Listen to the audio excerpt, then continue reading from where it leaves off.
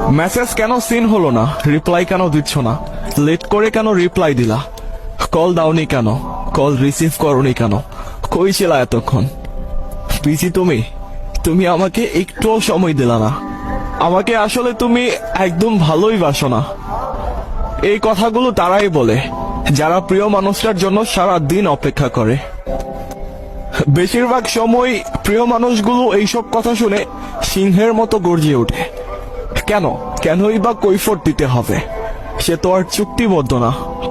কিন্তু সেই প্রিয় মানুষগুলো কখনোই বুঝতে পারে না এত এত মানুষ থাকতে কেন সে শুধু তার জন্যই ছটফট করে। আর সবচেয়ে বড় কথা হচ্ছে তারা কখনোই বুঝতে পারে না এই পৃথিবীতে লক্ষ কোটি মানুষের মধ্যে সে নিজেই একজনের পৃথিবী। আর কখনো কখনো একটা সম্পর্ক টিকিয়ে রাখার জন্য স্যাক্রিফাইস করতে হয়, আর একটু স্যাক্রিফাইস করে ফেললেই মহাভারত অশুদ্ধ হয়ে যায় না? শুধু দুইটা মানুষ আর একটা সম্পর্ক বেঁচে যায়।